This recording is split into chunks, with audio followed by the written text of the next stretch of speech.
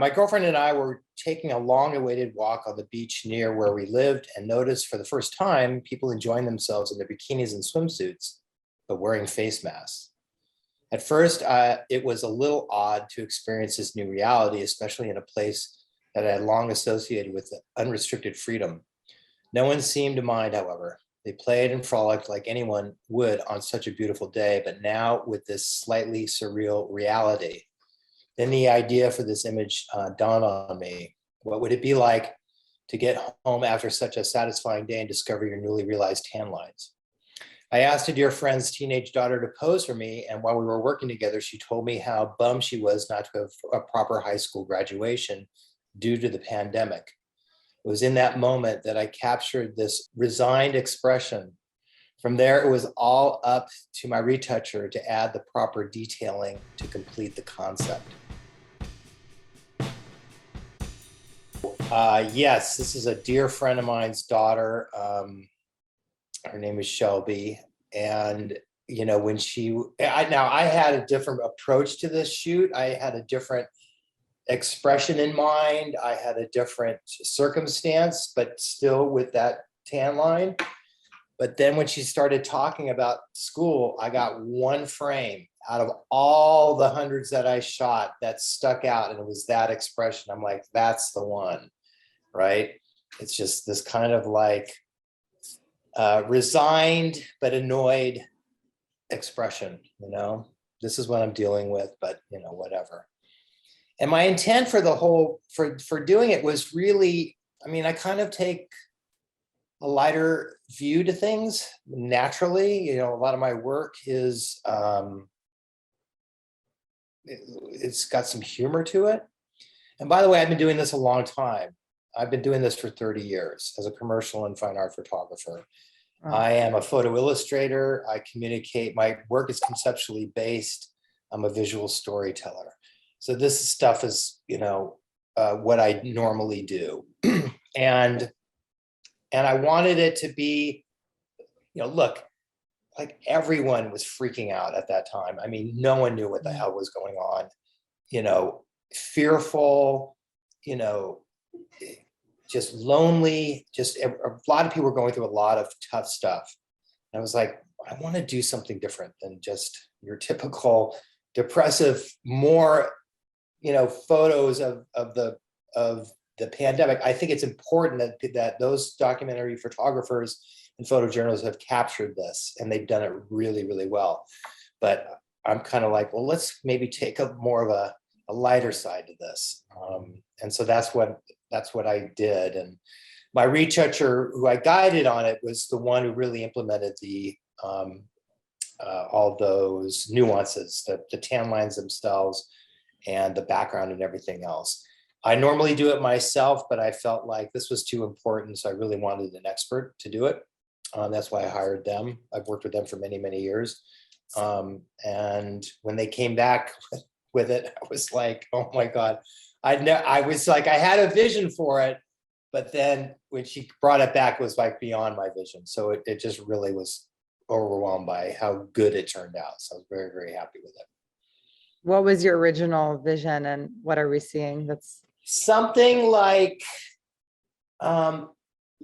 let's say you have a model who is posing, you know, or, you know, bathing suit model or whatever it may be. Not that she would be it, but she's really a beautiful girl when she's, you know, and we started off, I'm going, okay, I want to shoot you with more makeup on, but let's start without, right? Let's just start with your natural makeup. And that's where that image came from. Then when she added makeup, she became more sophisticated looking. And I wanted to be like a young girl, you know, a beautiful girl, a teenage 20s, just looking very proper, you know, and, you know, kind of posing as a sunbather would, like a beauty shot, but she's got this mask tan line, right? This one, and we had a bikini for her to work with. We did different makeup. When we first started, we wanted her without makeup. I wanted her without makeup, and then just wearing a tube top. And the reason why I did it this way, because I remember as a kid, because I grew up in Southern California.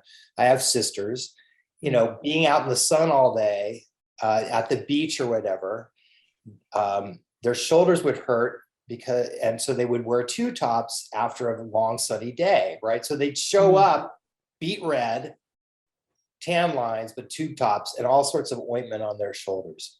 And so that's why I went with that. I went with that look. And now we've got this new, 2020 feature of a mask tan line. So. And are her eyes that beautiful? Yeah. In real life? Yeah, she is, when she puts on makeup, man, she's that beautiful. She really is. And her mother's the same way, got neon eyes. Really wow. beautiful. Yeah. Did you think, because when I look at it, I think this is like the Mona Lisa, modern day Mona Lisa of COVID.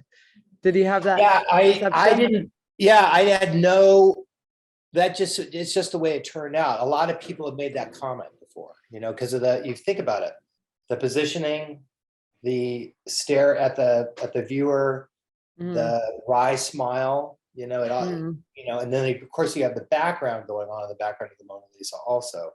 So it has those structural nuances, visual nuances that relate to it. So what's there's some greenery in the bottom left corner? Yeah, I just wanted to give it a sense of place. So the retoucher put that in. I said, I need some greenery, or I don't want to do beach necessarily, but blue sky, definitely. That's what I wanted. But I wanted it to be grounded a little bit. So that's why we put that in the background a little bit. Yeah, I think that makes it also more unique, because you would expect there to be a beach in the background, so you confuse the person looking. Yeah.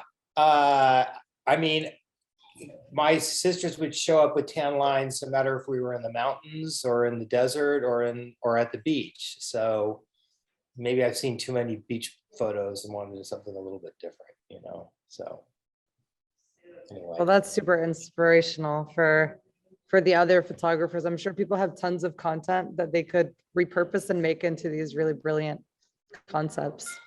Oh, yeah, it's fun. It's super fun for me. I really enjoy it. What is your deal with photography? What's your background? What is it, photography, or is it something else? I had a very strange experience. So 9-10 years ago, I was studying politics. I was at Columbia University in New York, and I had for 2-3 years been studying Facebook groups, and how they were changing the world by people joining these Facebook groups and caring about these different causes. So I was like, I'm going to go to the best politics school in the world, and I'm going to learn more about this. And when I got there, there was the Arab Spring, which was basically, I don't know if you remember, but millions of people out in the streets of Egypt and different countries, and they were fighting for their lives and taking pictures to save.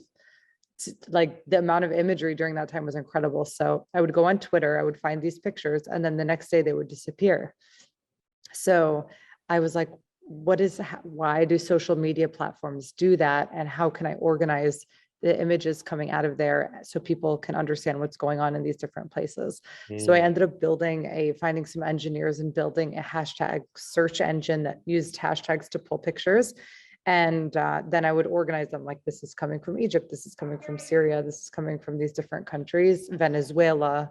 There was even the Wall Street protests at the time. So I ended up getting a lot of different views. And then we ended up saving about 60 million images from Twitter.